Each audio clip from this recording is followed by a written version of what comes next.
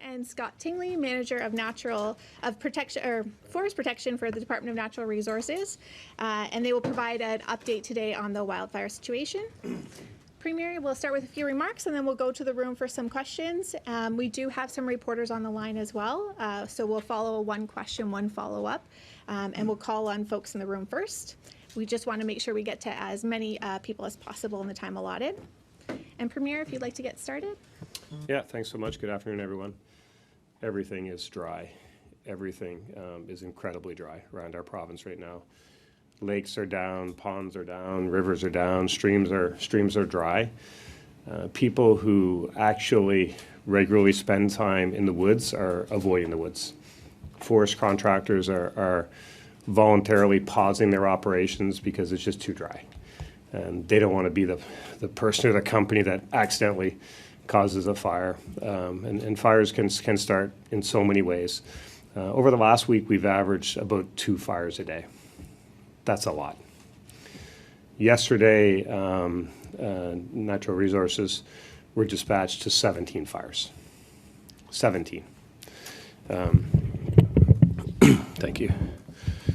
In normal times, a fire crew might have somewhere in the vicinity of 20 to 25 minutes to get to a fire in the woods and try to get it controlled before it runs away. And under current conditions, it's more like 5 minutes or less. Some of these things can just run away immediately.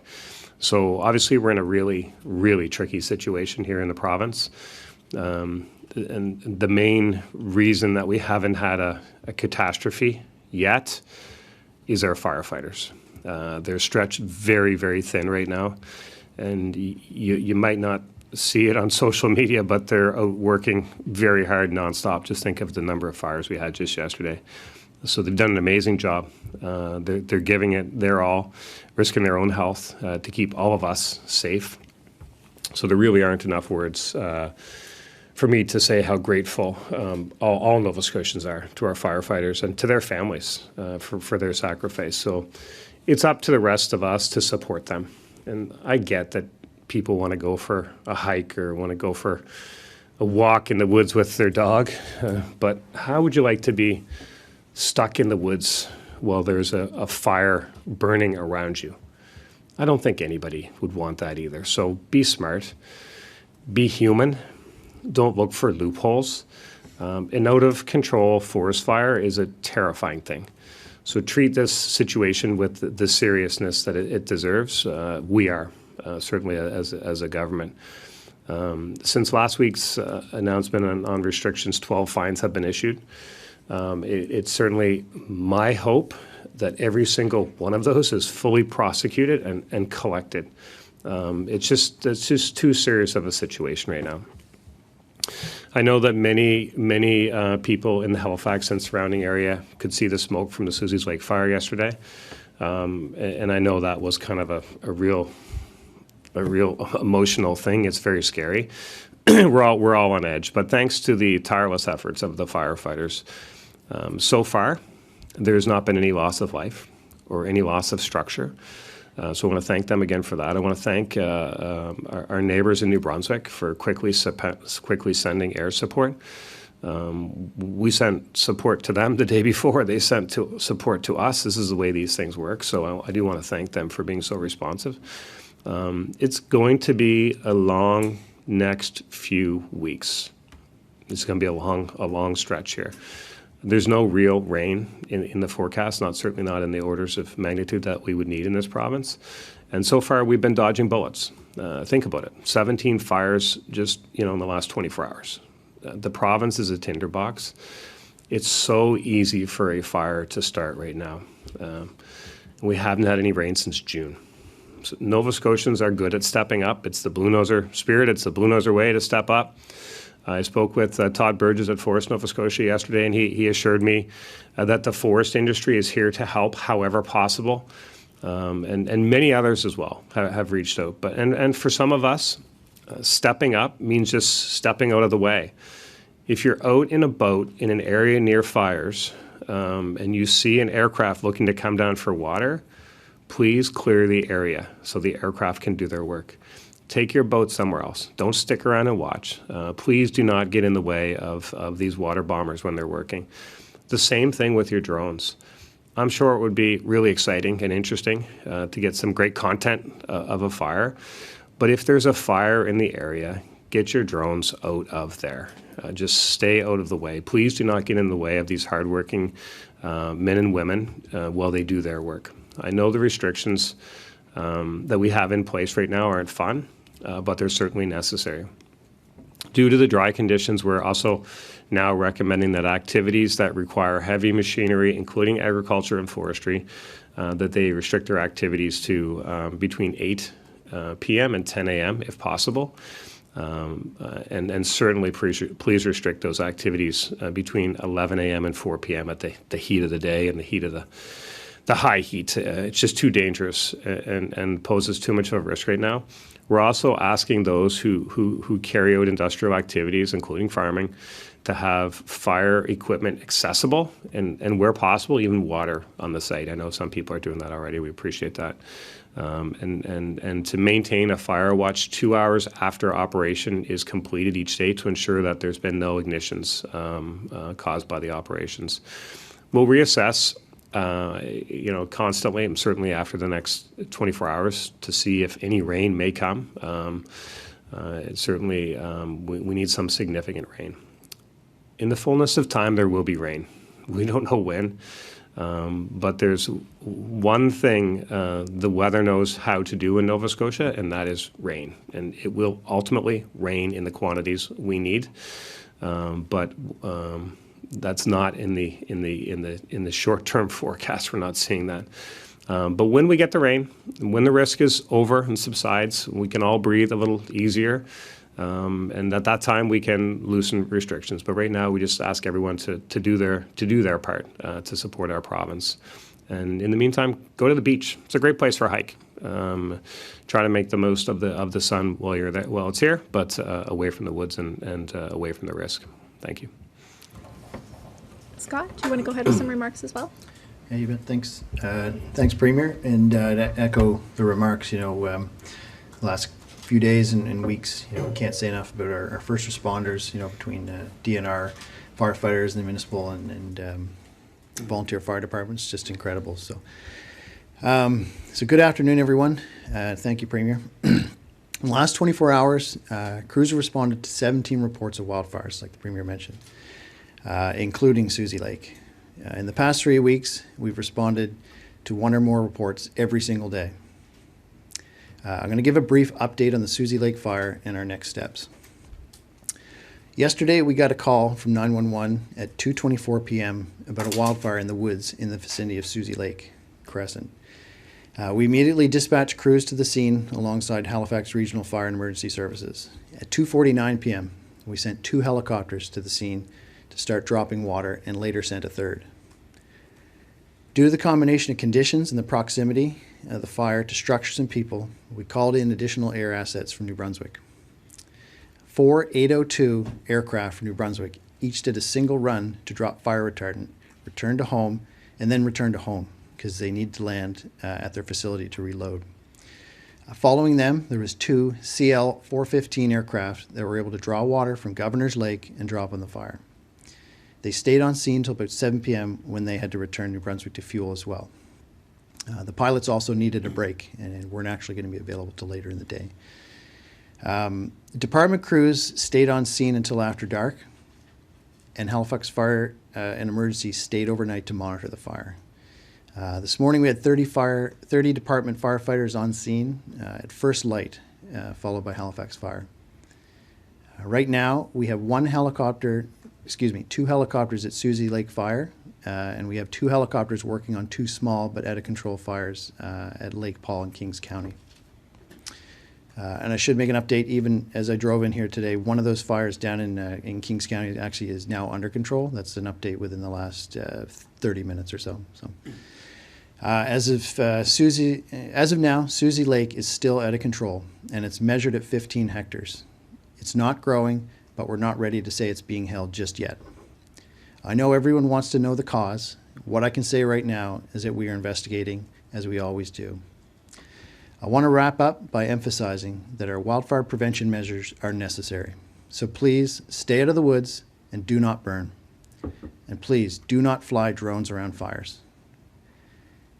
Our crews are doing their best to keep us safe. I want to say thank you for all the help we've received from our partners at Halifax and New Brunswick.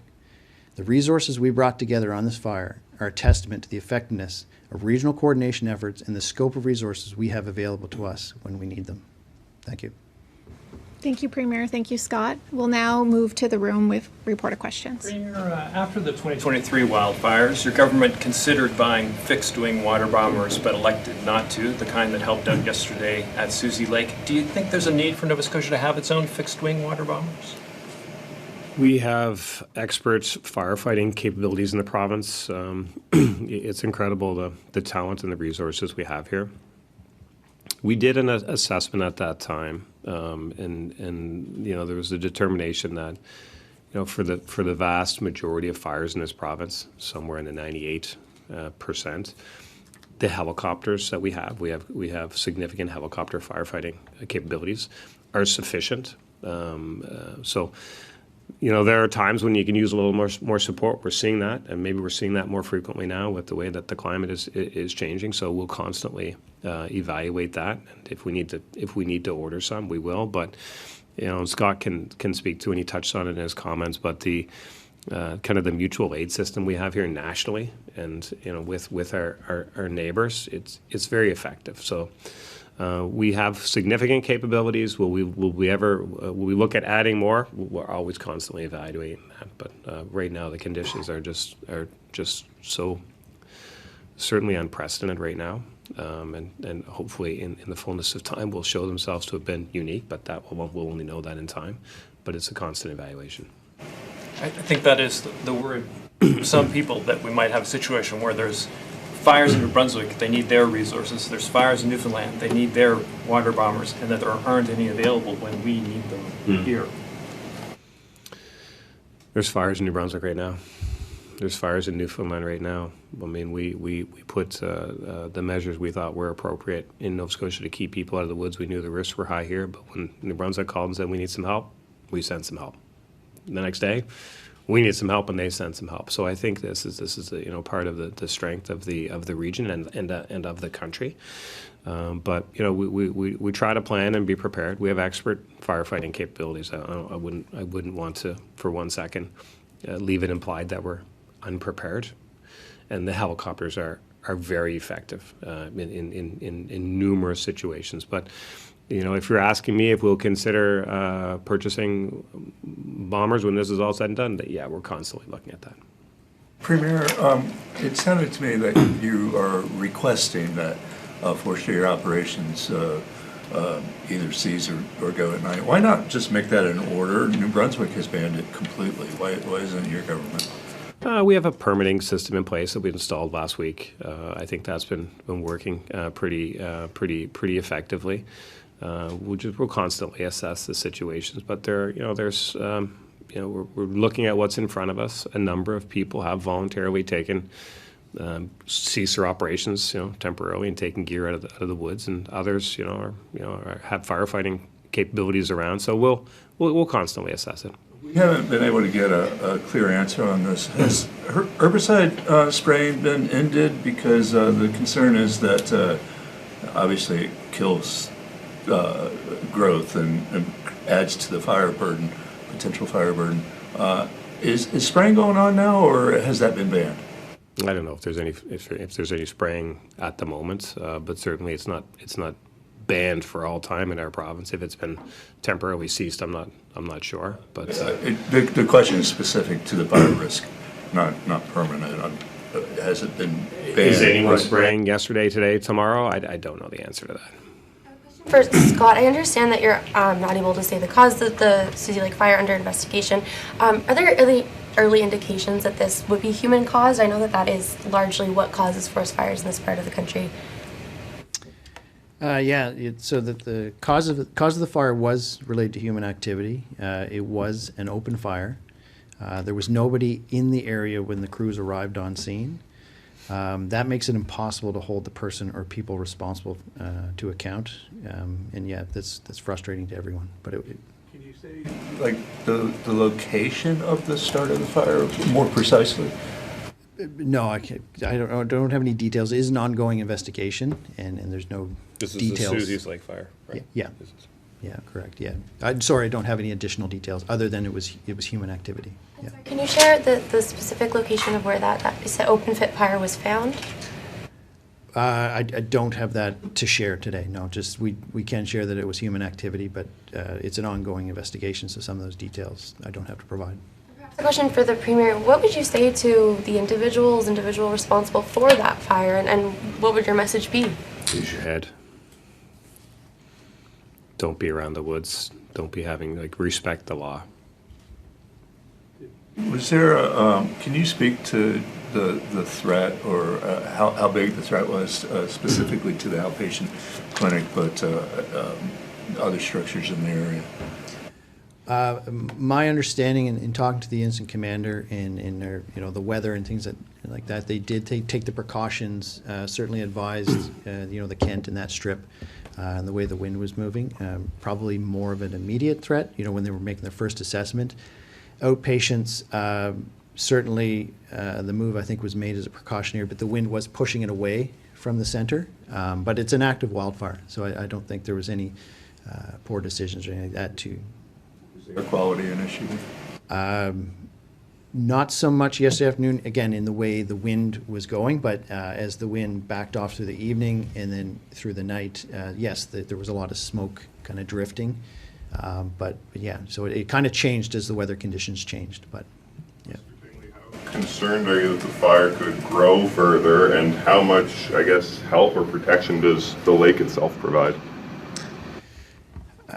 So the fire is not currently growing. We had very favorable firefighting weather this morning, so that's helped the crews. They called in lots of reinforcements last night. We do have 2 helicopters on it.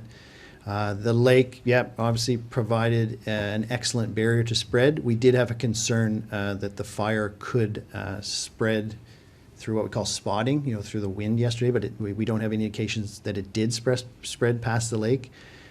So right now, crews are still working very, very hard to contain the active perimeters of that fire, but right now it's not growing. What would it take then to be classified as held? And just to clarify, there's no risk still to any homes or businesses, is that correct?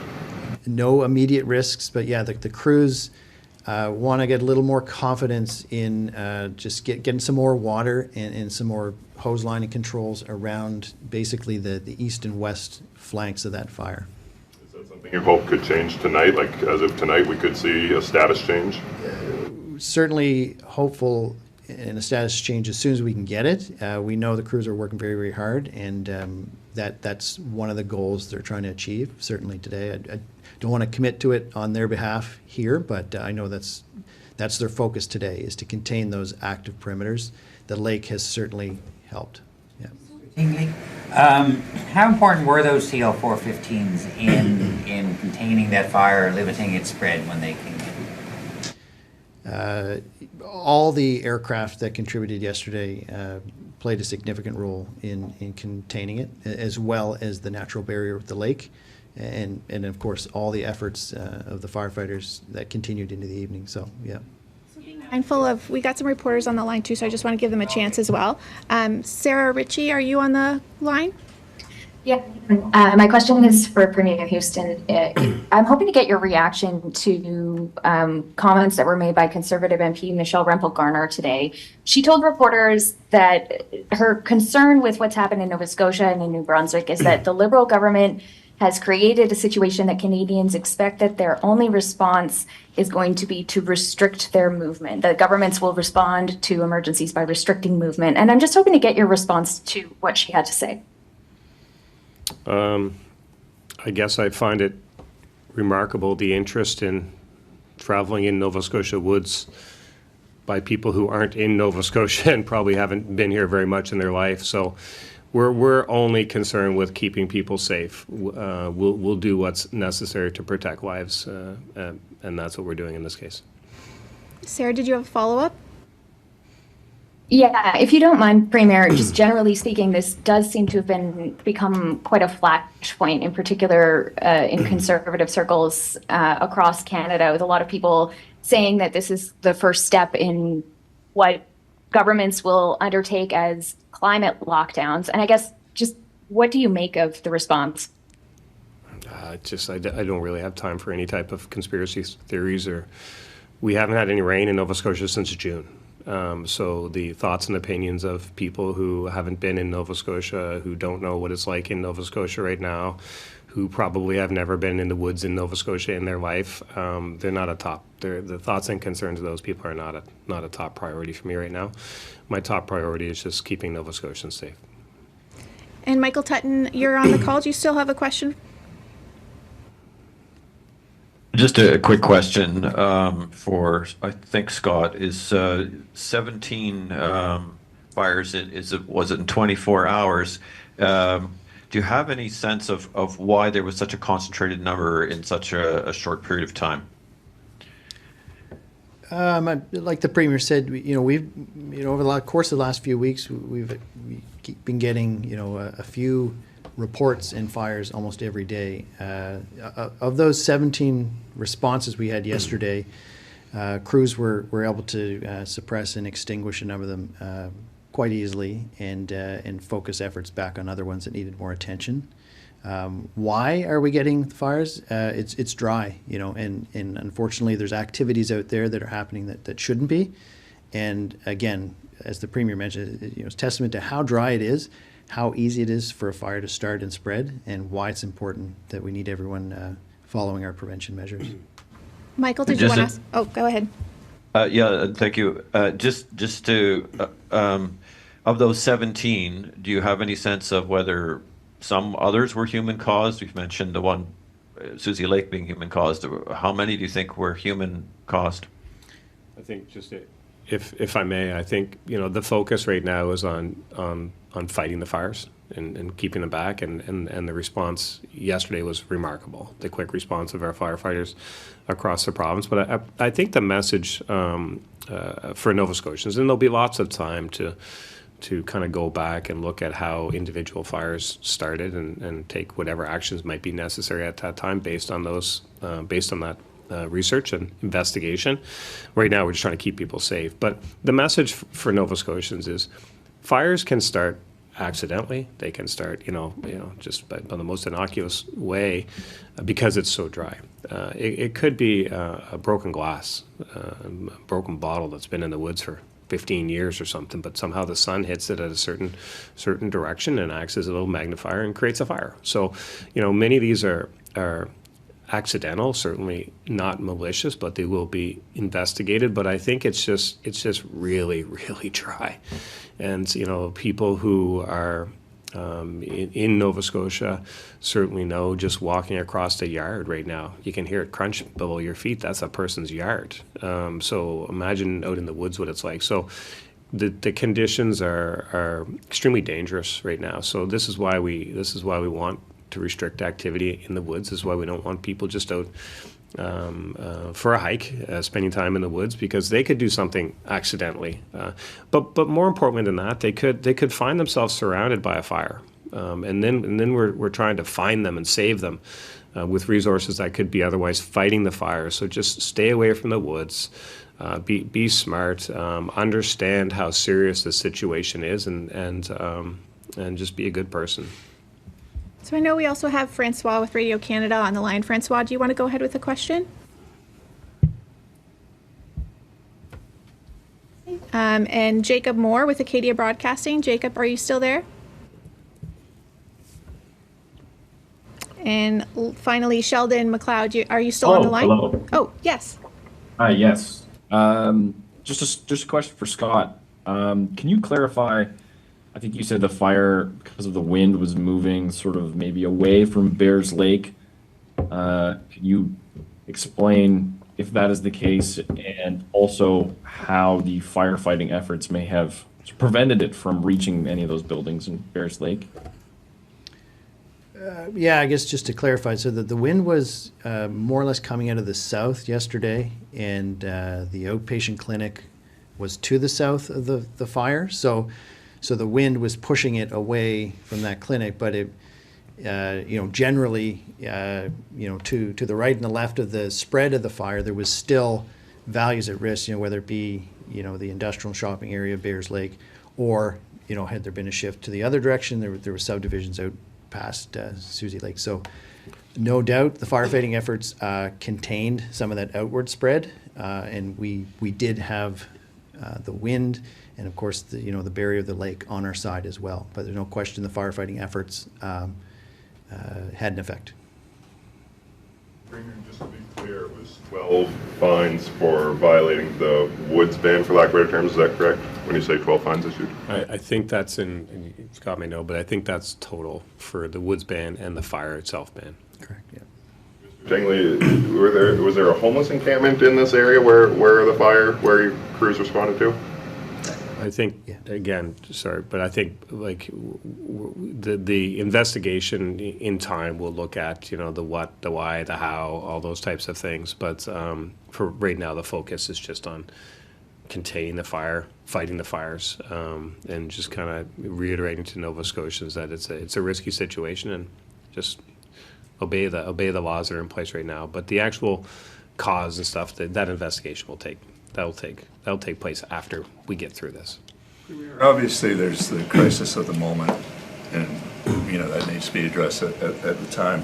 I wonder, though, if you could take a step back and comment on the place of this fire in the overall picture of climate change, and debates about hiking in the woods aside. Are we going to see this every year, that there's going to be bans of hiking in the woods?